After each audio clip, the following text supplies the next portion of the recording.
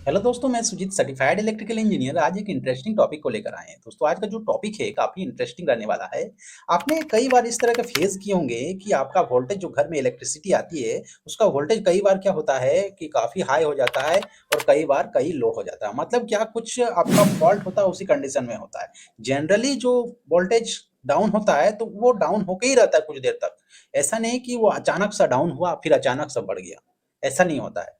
जब healthy condition में जब लोड बढ़ते हैं, लोड नंबर ऑफ लोड्स बढ़ते हैं, जैसे उस फेज में आर वाई बी फेज है तो एक फेज में जितना लोड बढ़ेगा तो उसके हिसाब से वोल्टेज घटता है, लेकिन वो घटा हुआ ही रहता है। ऐसा नहीं कि एक सेकंड में ही कि आपका 100 वोल्ट हो गया और अचानक 300 वोल्ट हो गया, तो ऐसा नहीं होता। तो जब इस तरह का कंडीशन आता है कि अचानक से 100 वोल्ट हुआ, अचानक से 350 वोल्ट हो गया, तो इस तरह के जब प्रॉब्लम आते हैं तो इसको इलेक्ट्रिकल सिस्टम में एक फॉल्ट माना जा सकता है। उसी फॉल्ट के कारण आपका इस तरह का सिचुएशन आता है।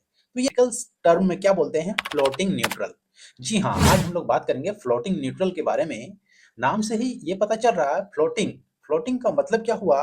मतलब अस्थाई। अस्थाई अगर न्यूट्रल हो जाए, न्यूट्रल का पॉइंट अगर डिसाइड नहीं हो पा रहा, उसी को हम लोग क्या बोलेंगे? Floating neutral. तो आज हमें क्या सिचुएशन होता है, तो सबसे पहले हम लोग ट्रांसफार्मर से हम लोग बात करेंगे। तो इसका मेन फॉल्ट होता है ग्राउंडिंग या न्यूट्रल में किसी तरह का फॉल्ट होना। अब ग्राउंडिंग और न्यूट्रल किसको बोलते हैं उसके लिए हम लोग ट्रांसफार्मर को देखेंगे। तो इस ट्रांसफार्मर को अगर फिगर में देख रहे हैं, तो इस ट्रांसफार्मर में अगर ध्यान से देख रहे हैं, इधर दोस्तों इनपुट साइड हमारा, एक सेकेंड, इस इनपुट साइड देख रहे हैं, तीन लीड है, मतलब आपका इनपुट तीन वायर इंटर किया इस ट्रांसफार्मर में। इसका आउटपुट साइड जैसे कि आप लोग देख रहे हैं, एक दो तीन चार, मतलब चार आपका आउटपुट निकला वायर और आपका तीन इनपुट इस ट्रांसफार्मर में गया। अब ये चार जो आउटपुट निकला उसको समझने के लिए हमको इसका बैंडिंग को देखने पड़ेगा, तभी हम इसको समझ पाएंगे कि चार वायर निकल कहाँ से रही है। तो उसके लिए हम लोग नेक्स्ट फिगर में जाते हैं। तो नेक्स्ट फिगर आपका ये रहा। तो एक्चुअली में हमारा ट्रांसफार्मर में क्या होता है, एक होता है प्राइमरी, एक होता है सेकेंडरी।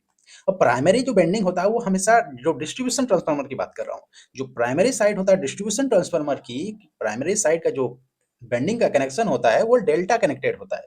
जबकि वही हम सेकेंडरी साइड जब जाएंगे तो सेकेंडरी साइड में जो बेंडिंग किया हुआ रहता है वो हमेशा स्टार कनेक्टेड रहता है। अब स्टार कनेक्टेड रहने के कारण क्या होता है, हमको एक एक्स्ट्रा वायर मिलता है जिसको ही हम बोलते हैं न्यूट्रल वायर। ओके। और इसी को हम लोग एक लोकल लैंग्वेज में क्या बोलते हैं? ठंडा वायर। और जो फेज होता है उसको हम लोग क्या बोलते हैं? गर्म वायर। ओके। तो ये जो न्यूट्रल निकल रहा है, न्यूट्रल कहाँ से निकल रहा है? तो इस फिगर में अगर देख रहे हैं, ये एक वायर आपका इनपुट साइड अगर आप ध्यान देंगे, इस इनपुट साइड में अगर ध्यान देखिए, एक वायर, दो वायर, तीन वायर। और आउटपुट साइड देखिए, एक वायर, दो वायर, तीन वायर और एक न्यूट्रल जो निकला ये भी एक वायर। तो यही जो न्यूट्रल होता है, इस न्यूट्रल में किसी तरह का फॉल्ट होता है या तो ग्राउंडिंग में फॉल्ट होता है। अब ग्राउंडिंग कहाँ है? तो इसी न्यूट्रल जहाँ पे देखेंगे आप ट्रांसफार्मर रहता है, उसी के नीचे एक अर्थपीट बनाया जाता है और उसी अर्थपीट में इसका जो स्टार पॉइंट है, जो फोर्थ वाला वायर है, उसी को क्या करता है? ग्राउंडिंग कर देता है और एक न्यूट्रल आपके घर तक चला जाता है। अब क्या होता है, कई बार जब समय के साथ चेंजेस होता है, मतलब समय बीतने के बाद क्या होता है कि कई बार इस न्यूट्रल और ग्राउंडिंग में फॉल्ट क्रिएट हो जाते हैं। जैसे मान लीजिए आपका अर्थपीट जो बनाए हैं उसका रेजिस्टेंस बढ़ गया, आपका गर्मी आया उसका नमी नहीं रहा और आपका अर्थपीट का रेजिस्टेंस बढ़ गया। अब जैसे रेजिस्टेंस बढ़ेगा, इसके थ्रू जो आपका रिटर्न पाथ हो रहा है वो दोस्तों नहीं हो पाएगा। तो क्या होगा, मान लीजिए कि आर फेज में अचानक से लोड अपने आपका बढ़ गया। ओके। अब लोड बढ़ने के कारण क्या हुआ, मान लीजिए ये सही से आपका ये वायर काम नहीं कर रहा, आपका जो अर्पिट है वो सही से काम नहीं कर रहा, तो इसको हम लोग मान सकते हैं कि ये ब्रेक किया हुआ है। अगर काम नहीं कर रहा मतलब क्या, ये किस काम का नहीं है, तो इसको ब्रेक मान सकते हैं। तो ओके, तो ब्रेक में जब मान लेंगे तो हमारा जो न्यूट्रल है और अर्थ पे न्यूट्रल और फेज में कनेक्ट किए हैं, तो दूसरा वायर में भी हम लोग क्या करते हैं, एक न्यूट्रल लेते हैं, और फेज लेते हैं। तीसरा फेज के भी साथ हम लोग वही करते हैं, एक न्यूट्रल से लेते हैं और एक फेज लेते हैं। तो इस तरह का जब कंडीशन आता है तो क्या होता है, जब ग्राउंडिंग आपका हट जाता है सिस्टम से, तो क्या होता है कि ये जो रिटर्न पाथ हो रहा था वो रिटर्न पाथ ना होके, जो ये न्यूट्रल वायर जो जीरो पोटेंशियल होना चाहिए वो जीरो पोटेंशियल ना होके इसमें कुछ वोल्टेज रिफ्लेक्ट करने लगता है। अब वोल्टेज रिफ्लेक्ट करने का मतलब क्या, ये इस पॉइंट को फिक्स नहीं कर पाता है, ये फिक्स तभी होगा जब इसका प्रॉपर ग्राउंडिंग होगा, तभी इधर से जो करंट है लोड के थ्रू, इधर से जो करंट है आपका लोड के थ्रू करंट जाके रिटर्न पाथ मिलेगा, मतलब इसका सर्किट कंप्लीट होगा। तो उस कंडीशन में क्या होगा, जब ये कटा हुआ रहेगा तो क्या होगा, इस पॉइंट को ये डिसाइड ही नहीं कर पाएगा, इस पॉइंट को ये फिक्स नहीं कर पाएगा, जिसके कारण ये क्या होगा, ये एक दूसरा जो फेज और न्यूट्रल जो यूज किया जा रहा है दूसरे पर्सन के द्वारा, तीसरे पर्सन के द्वारा तीसरा फेज और न्यूट्रल का यूज किया जा रहा है, तो जिसके कारण ये जो न्यूट्रल पॉइंट है ये फ्लोटिंग करने लगता है, मतलब ये कभी इधर जाएगा, कभी इधर जाएगा, कभी इधर जाएगा, मतलब इसका जो न्यूट्रल पॉइंट है वो डिसाइड ही नहीं कर पा रहा, अस्थायी हो जा रहा, जिसके कारण क्या होता है, ज्यादा लोड हो जा रहा, जिस उस फेज में क्या होता है, आपका वोल्टेज बढ़ जाता है, कभी घट जाता है, कभी बढ़ने लगता है, कोई फ्यूज चलाने लगा दूसरा फेज वाले तो उसका वोल्टेज और बढ़ने लगा क्योंकि वाइंडिंग ज्यादा यूज करने लगा वो। तो इस तरह का प्रॉब्लम जो आता है तो इसी को हम लोग क्या बोलते हैं, फ्लोटिंग न्यूट्रल। अब तीसरा बात क्या है, मान लीजिए आपका इस न्यूट्रल जो है, ये जैसे कि आप लोग इस न्यूट्रल को देख रहे हैं, इस न्यूट्रल तो दोस्तों आपके घर तक गया, बीच में मान लीजिए आपके ट्रांसफार्मर के पास ये न्यूट्रल ब्रेक कर गया, मान सकते हैं, ऐसा हो सकता है कि न्यूट्रल आपका ब्रेक कर गया ट्रांसफार्मर के पास, और आपने आपका क्या होगा दोस्तों, इस कंडीशन में आपका टीवी भी चलेगा, आपका फ्रिज भी चलेगा, सारा कुछ चलेगा।